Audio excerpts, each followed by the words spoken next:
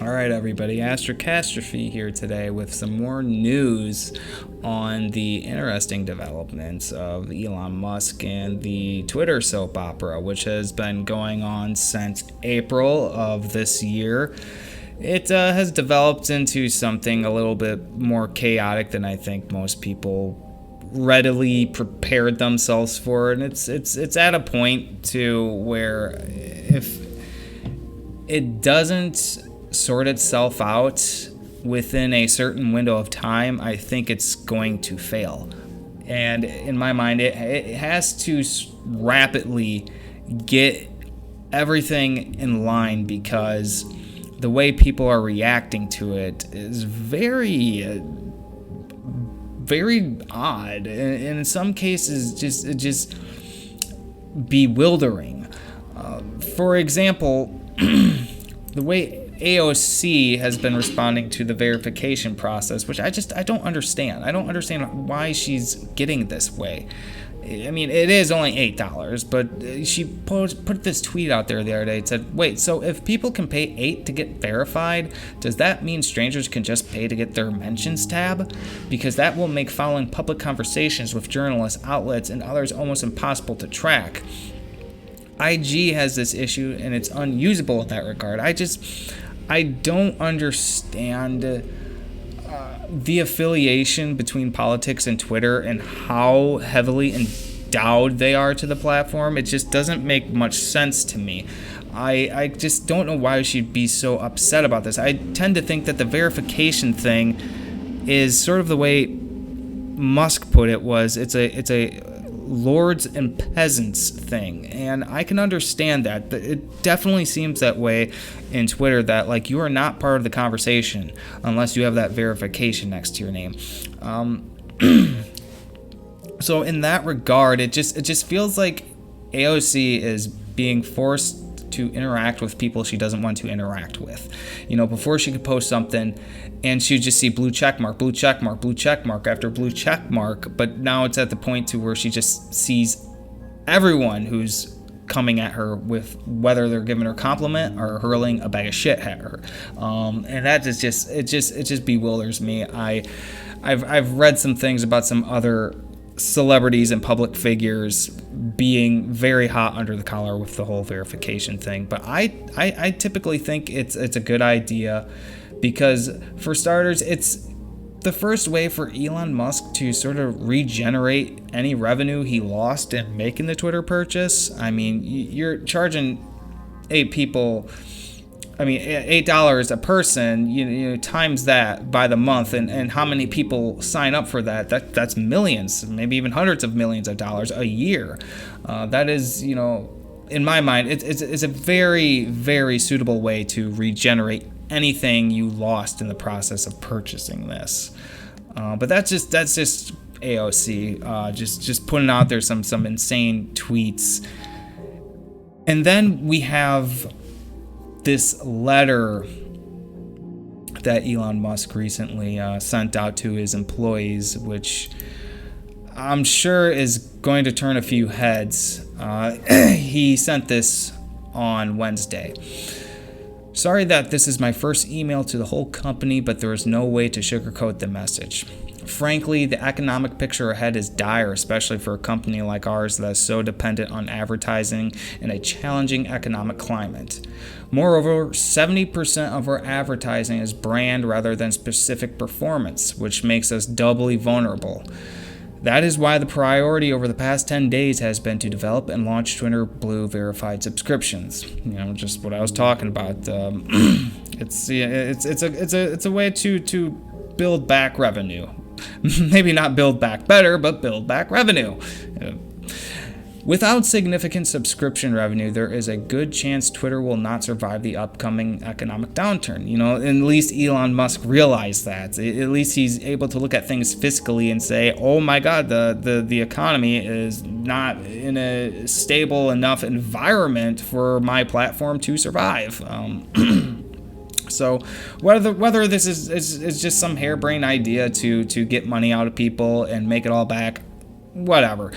I tend to think that this is a good idea, and there's more that I will get into when it comes to that. Of course, we will still then be significantly reliant on advertising. So I am spending time with our sales and partnership teams to ensure that Twitter continues to be appealing to advertisers. This is the space discussion that Robin Yule and I hosted today. Here he has a link to a Q&A.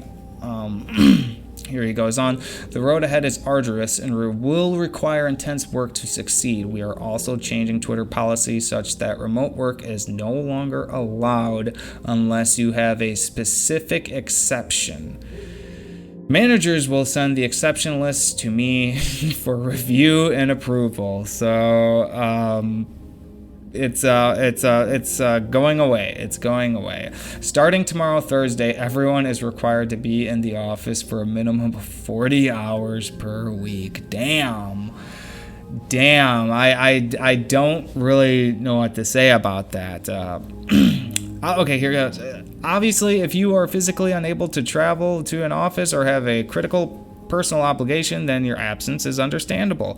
I look forward to working with you to take Twitter to a whole new level. The potential is truly incredible. Elon. Oh, goodness. I don't know what to say about that because I have never been the type of person that works from home. I'm sure 99% of the planet would prefer to work home, but that's just not the way things are. And I'm sure this is going to be a huge loss to people who've gotten used to that. Now, I don't know what the practices of Twitter for their employees have been, but I do think after COVID, the whole remote work thing, really shot up and became more popular for companies to do that, or people just got so goddamn used to it, they were just never able to get up and leave. But it's understandable to a certain extent. I do think that when you have people coming in and working under your belt instead of from home, you have more control over them. Not that you want to control them as people, but as employees, you want to have control over what they do, how much they do of it, and when they do it, and the quality of what they do. And I think people working from home really decreases the potential of that by a lot. I mean, if I could work from home and I had an employer, you don't understand how much I would slack off. Just be sitting here drinking Red Bulls and eating a bag of chips and pulling up a video game every now and then to play Elder Scrolls Online or something like that. I'd be slacking off for at least 60 to 70% of the time that I am quote unquote working.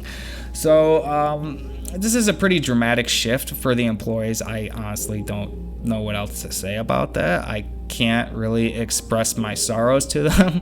I mean, they're Twitter employees. I imagine they make more than I would in a year, and it seems like he's the boss now, and sometimes people are very straightforward with what they want, especially when you're working under them, and it can get a little crazy in the beginning when it comes to these sorts of things. Other than that, we do have some other things that have gone on in Twitter, such as the banning of Ethan Klein and the banning of Kathy Griffith, which Elon did put a tweet out there which stated to avoid confusing others about an account's affiliation, parody, commentary, and fan accounts must distinguish themselves in both their account name and bio. The account name should clearly indicate that the account is not affiliated with the subject portrayed in the profile. So, I mean, that is just the way that, this is, again, even with the blue checkmark verification system, another reason why they are putting it out there so that you have to now pay a subscription fee for it is because it doesn't give the people who want to make parody accounts or pretend to be someone they're not, it doesn't give them the incentive to create these accounts when they have to be paying for them. Trolls are not going to pay $8 a month to pretend that they're someone like Elon Musk. They're not going to do that. The same goes for people who I think are putting some sort of inventory or stock into pretending to be a company or a firm or something when they're not, to sort of generate some sort of a revenue, or whether it's just for clout or whatever. It's just when people have to pay for these things, I think they're at least 25 times less likely to actually follow through with them. So that is another reason why they're doing it. And two, now you're going to be putting in like your credit card and stuff with there, and your name's going to be attached to it, so it's going to make the verification process a little bit more legitimate. And I don't think many people are understanding that. I mean, yeah, I do ultimately think it's a way to bring back money out of the 40 billion he spent on Twitter. And that's another thing I would come up to with what's his name, Yoel Roth, is the head of trust and safety, and he recently leaked this conversation he was having with the board members or whatever they were, and they were overpricing Twitter than what it was really worth. And a lot of people jumped onto this guy and started saying things about him because I think it's his political affiliation is a little bit more lean towards maybe like a left-wing bias. I haven't read too much about this guy. I've seen some of his tweets. He's obviously a leftist, but a lot of people don't think he's real genuine for the position, because they did state that his political affiliation kind of goes a lot into the process of him making decisions, which can be a problem for a platform that is, endorsing free speech. But the reason Elon Musk is, I think he sees integrity in this guy because he is willing to put that leak out there despite his political affiliation. He seems to really dislike Donald Trump. He's compared, I think, right-wingers or people who voted to Trump as Nazis. But I mean, if he's going to go out of his way to point out, this, what he called it was fraudulent metrics, I think Elon Musk would see a sort of sample within this guy of him having actual integrity. He's going to be, an asset to the business if he avoids from using his politics so often. It sounds like he has a habit of doing that. But here is a tweet he put out there. Proof of humanness is more straightforward. Most spam fighting is a numbers game. Your objective is to raise the cost on spammers until their losses exceed their gains. When you do that, the spammers go away and you win $8 per account. Raises the cost of spam a lot. So he's working with Elon by the sounds of it. He's working with him in this whole process of verification. I did read some of his other tweets, and yeah, there's definitely the sense of a political bias in it. And I certainly hope that's not the way Twitter goes. I don't want it to be a platform that leans in one direction or the other. And it'd be really nice if we could get a media platform out there that did not do that. That just did not. I don't know why it's so flirtatious to people to have these such incentivized political dialects on whatever platform they go to, where it's just a hierarchy of a political thought or opinion.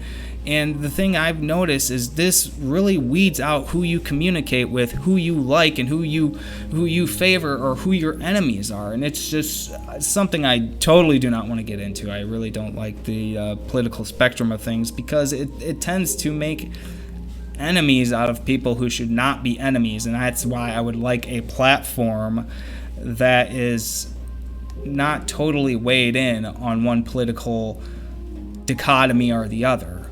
So I hope Elon Musk continues with the direction he is taking Twitter and doesn't make it this monstrosity that the left is making it out to be, that's going to be this sort of right-wing Mad Max in a Thunderdome. I don't think it's going to go in that direction. Trust me, I don't want that either.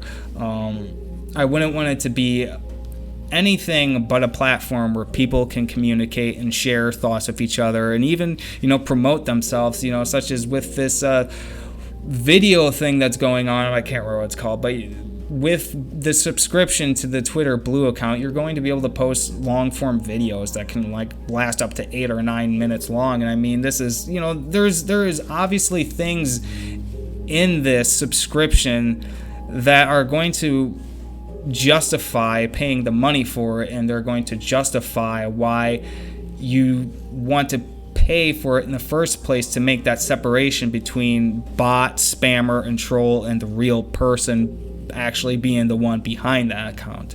So I hope it goes in a good direction. The Elon Musk Twitter takeover is pretty interesting. I think it's going to take some time for things to work out. I don't think all those people who are banned are going to get reinstated anytime soon. I know that's like the big wet dream for all the people on the right, is that, oh, you know, the fallen hero is just going to reemerge from the trenches and everything's going to be fine and it's just going to be this huge takeover. Come on, guys. It's not going to happen that way. Neither is it going to become some sort of political hellscape. I hope it just stays a platform where people can communicate, share ideas, and you just leave all the political bias at home. But I don't see that happening anytime soon. Either way, I'm Astro Catastrophe. Thank you for watching this video. Please like, share, and subscribe, and I will see you next time.